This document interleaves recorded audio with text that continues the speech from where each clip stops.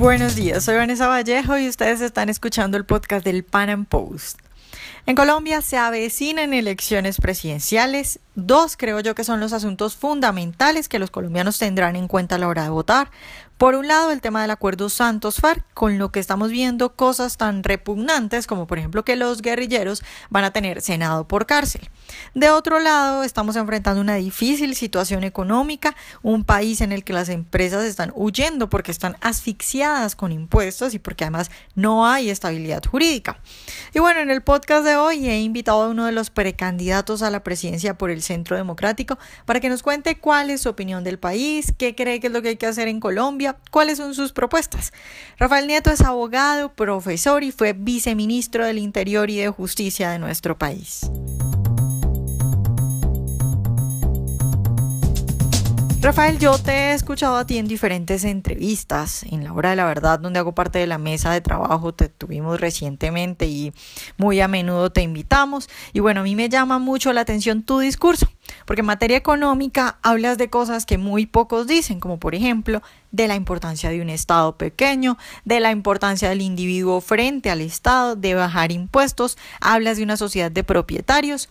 Y bueno, eso a mí me sorprende gratamente porque, como te decía, pocos son los políticos que dicen estas cosas o que tienen esta línea. Entonces yo quiero empezar preguntándote, ¿cuál es tu propuesta en materia económica para el país? Y además, ¿qué tan liberal eres tú en este aspecto?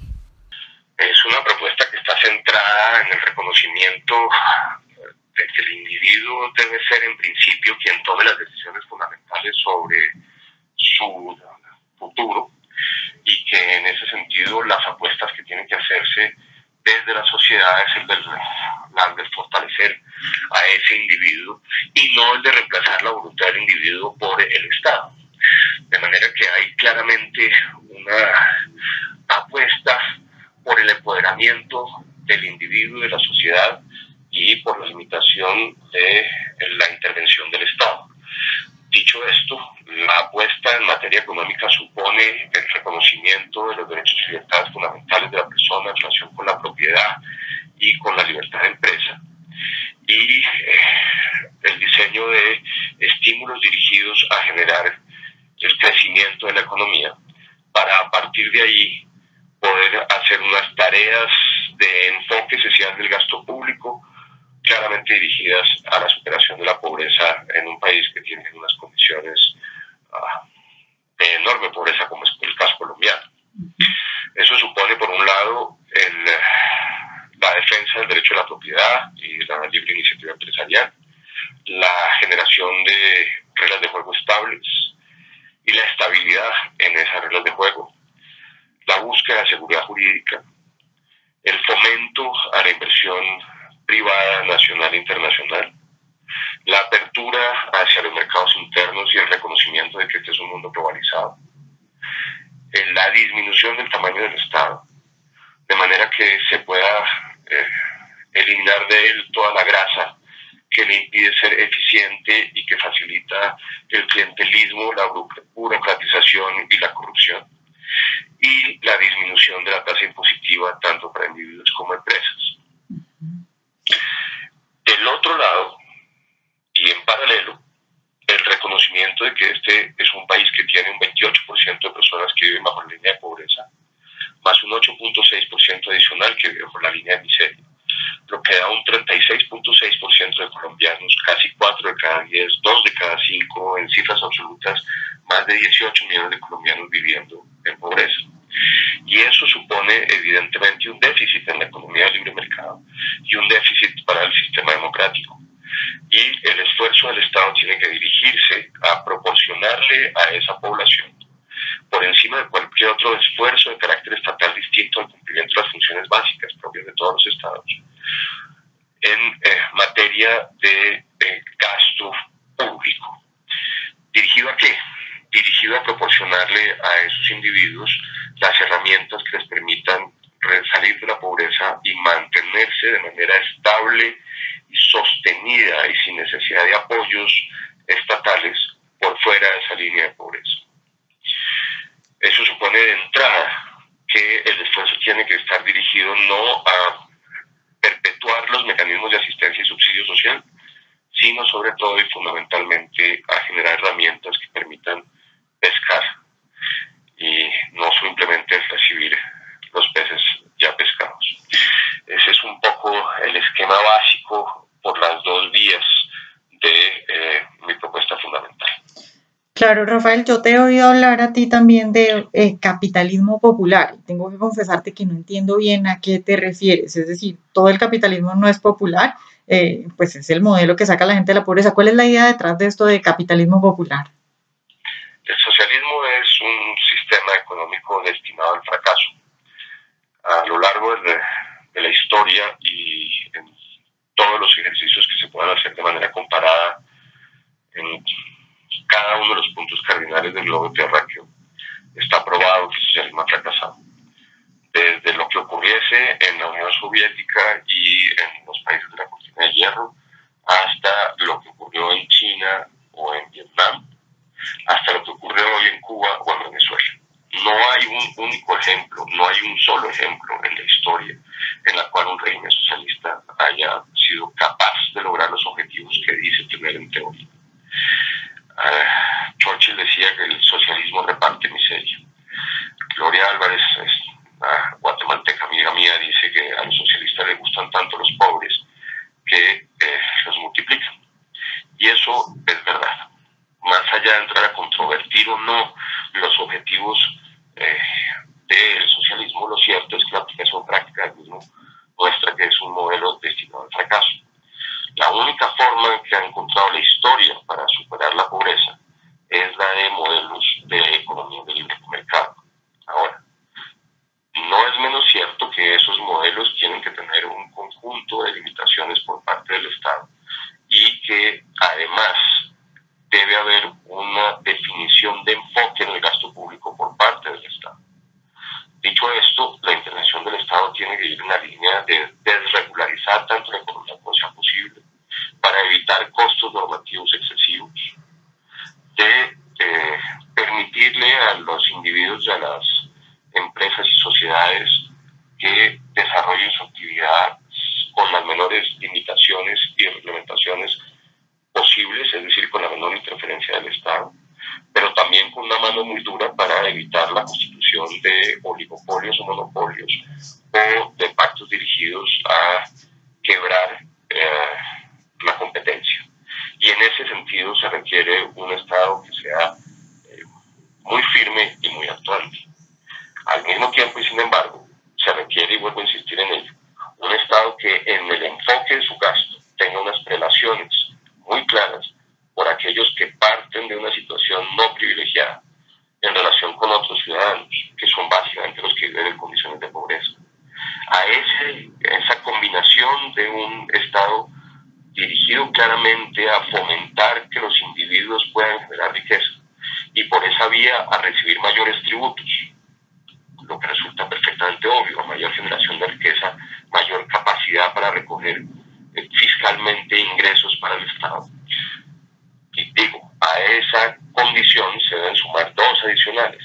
Por un lado, un Estado muy firme y muy decidido en la línea de evitar oligopolios y monopolios y pactos dirigidos a quebrar la libre competencia, que ciertamente son distorsiones del libre mercado a las cuales el Estado debe combatir con toda su fuerza. Y por el otro lado, a enfocar el gasto público en los más pobres. A ese modelo lo llamo yo capitalismo popular. Capitalismo popular incluyente. Es el uso de adjetivos dirigido a enfatizar de manera decidida dónde debe hacer el esfuerzo el Estado en materia de gasto. Hay tal vez una cosa adicional que hay que decir. Todo este esfuerzo de disminución de los impuestos para generar más consumo debe venir acompañado de varias herramientas adicionales. Una, la disminución de los impuestos no puede ser solamente para la mejora en la capacidad de consumo por parte de la sociedad. También es necesario e indispensable que el Estado fomente la capacidad de ahorro del individuo. Y hay que pensar en mecanismos originales y creativos que permitan que los individuos, cuando consumen, puedan ahorrar. Primero. Segundo, hay que tener una enorme capacidad en el Estado para evitar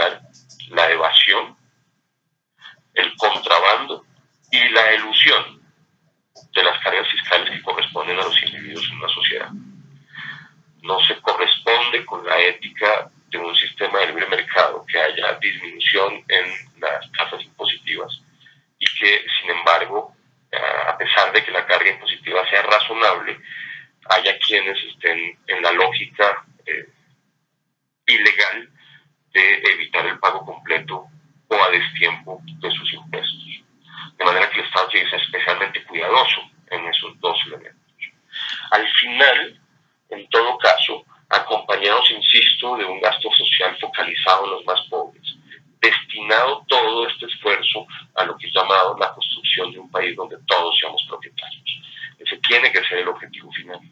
Y tiene que ser el objetivo final tanto del Estado como de la sociedad dentro del Estado, en la dirección de que esos pobres que salen de pobres y que se hacen propietarios son un incremento sustantivo y muy potenciador de la economía del libre mercado en la medida en que empiezan a ser parte del sistema y no se quedan por fuera de él. Rafael, pues sigue.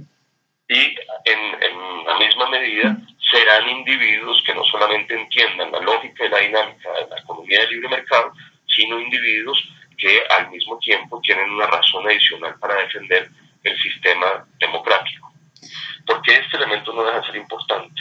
En la medida en que tengamos unas masas tan importantes de ciudadanos que no poseen nada, que dependen de la asistencia y el subsidio del Estado, en su inmensa mayoría de casos, y que a veces ni siquiera tienen acceso a esos asistencias y subsidios, lo que tendremos es una masa que está abierta a que el populismo y los discursos de la extrema izquierda los penetren. Para que estos ciudadanos entiendan el valor de la economía del libre mercado y del sistema democrático, es indispensable que puedan hacerse propietarios y entender que solamente en esos mecanismos democráticos y de libre mercado realmente tienen posibilidad de que su progreso y el de sus familias es sostenible en el tiempo.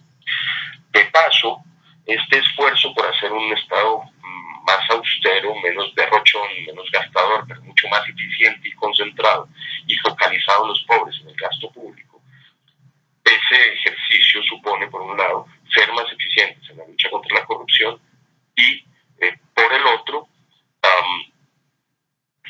romper las cadenas que se formulan en los estados clientelistas entre los políticos y las personas que dependen de la asistencia y los subsidios que el Estado proporciona, que son ciertamente cadenas clientelistas y que normalmente se traducen después en cadenas corruptas y que hacen que el individuo termine dependiendo de los políticos tradicionales, que son quienes tienen los mecanismos que les permiten acceder a esas asistencias y esos subsidios.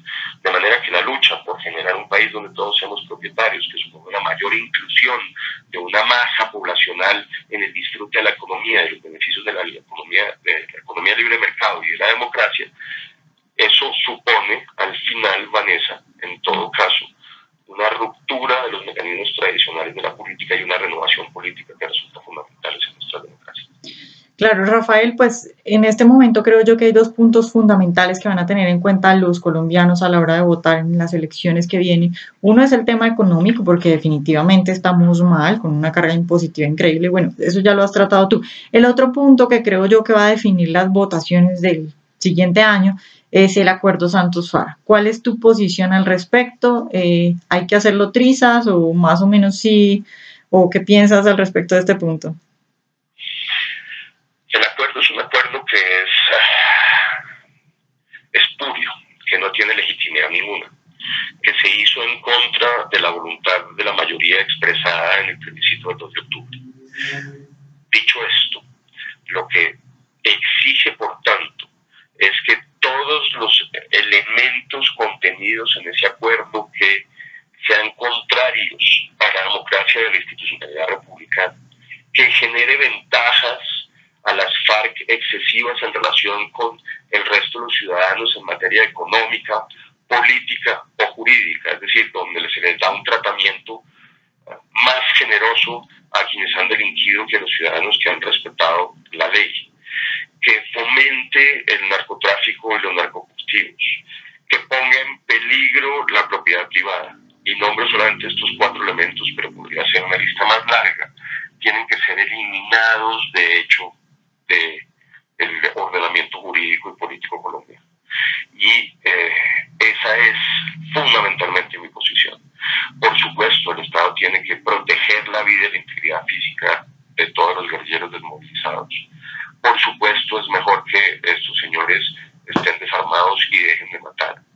Pero solamente es aceptable eso en tanto y en cuanto no se haga vulnerando la Constitución y la institucionalidad democrática, ni generando mayores privilegios y beneficios para los guerrilleros en relación con los ciudadanos que no han delinquido. Porque el mensaje de que ser pillo paga, que es el que está implícito en el contenido y en la implementación de los acuerdos, es claramente un mensaje antipedagógico que hace un profundo daño a la sociedad y que fomenta nuevas violencias. Hay que advertir además que, aunque no está en los acuerdos, lo que se anuncia en el decreto 903 del Gobierno Nacional en relación con el uso de los bienes y recursos de las FARC es claramente una operación de lavado de activos que permite que las FARC terminen aprovechando los bienes y dineros adquiridos ilícitamente a través de una historia de 53 años de crimen en su propio beneficio. Y eso es ciertamente inaceptable. Bueno, Rafael, pues muchas gracias por estar hoy con nosotros. Muchas gracias a ustedes, Vanessa, por la invitación. Espero que hayan disfrutado nuestra entrevista de hoy. Recuerden seguirnos en nuestro canal de YouTube y en nuestras redes sociales para que estén pendientes de todo nuestro material y de todas nuestras publicaciones. Nos vemos en una próxima emisión del Pan Am Podcast.